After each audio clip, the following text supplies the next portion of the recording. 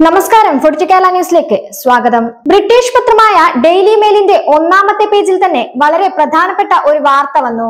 ആ വാർത്തയുടെ തലക്കെട്ട് ഇങ്ങനെയാണ്: Norwegian tech Guru who accidentally helped Israel get their hands on pages used to bomb Lebanon when missing on day of explosion and hasn't been heard from since. അതായത് Israel ലബനനിൽ ഉപയോഗിച്ച pager നിർമ്മാണവുമായി യാദൃശ്ചികമായി ബന്ധമുണ്ടായ നോർവേയൻ tech ഗുരുവിനെ കാണാനില്ല.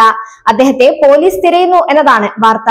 ആ വാർത്തയിൽ നമ്മളെ ഞെട്ടിക്കുന്ന ഒരു കാര്യം എന്തെന്നാൽ ആ ടെക് ഗുരു ഒരു മലയാളിയാണ്. റിൻസൺ ജോസ് എന്ന ഓസ്ലോയിൽ താമസിക്കുന്ന 39-കാരനാണ് ഈ ടെക് ഗുരു. ലബനാനിൽ ബോംബ് പൊട്ടിയ ദിവസം തന്നെ അദ്ദേഹം അമേരിക്കയിലേക്ക് പോയതും ദുരൂഹത വർദ്ധിപ്പിക്കുന്നുണ്ട്. ബൾഗേറിയയുടെ തലസ്ഥാനമായ സോഫിയയിൽ രജിസ്റ്റർ ചെയ്തിട്ടുള്ള റിൻസന്റെ നോർട്ടൺ ഗ്ലോബൽ എന്ന കമ്പനി $1.6 മില്യൺ BSE എന്ന കമ്പനിക്ക് കൈമാറിയിട്ടുള്ളത്. ഗോൾഡ് അപ്പോളോ എന്ന് പറയുന്ന തായ്വാൻ കമ്പനിയാണ് പേജറുകൾ നിർമ്മിച്ചത് എന്നായിരുന്നു ആദ്യം പുറത്തു വന്ന വാർത്ത. എന്നാൽ ഗോൾഡ് അപ്പോളോ ഇത് നിഷേധിച്ചു.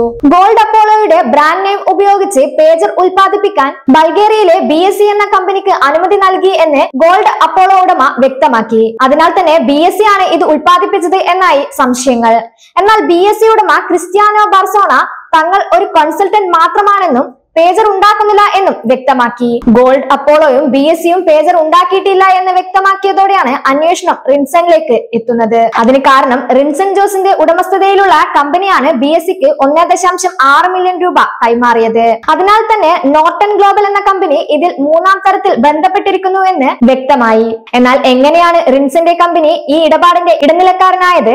റിൻസന്റെ കമ്പനിയാണോ ഇത് ഉണ്ടാക്കിയത്? അവർക്ക് മുകളിൽ മറ്റാരെങ്കിലും ഉണ്ടോ?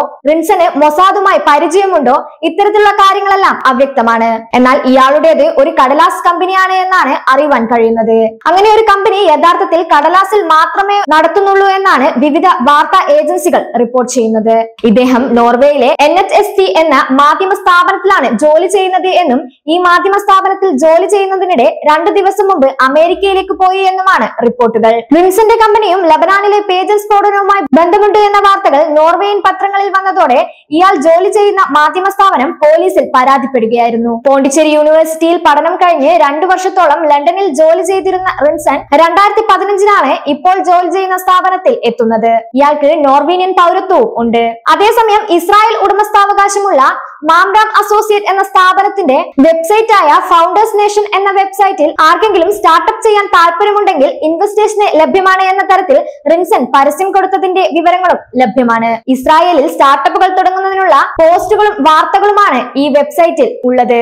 ഇതിന്റെ ഉടമസ്ഥൻ ഇസ്രായേൽ സേനയുടെ സൈബർ വിങ്ങിൽ നേരത്തെ പ്രവർത്തിച്ച ആളാണ് എന്നതിനാൽ തന്നെയാണ് ഇസ്രായേൽ ബന്ധം അന്വേഷണ ഉദ്യോഗസ്ഥർ സംശയിക്കുന്നത്.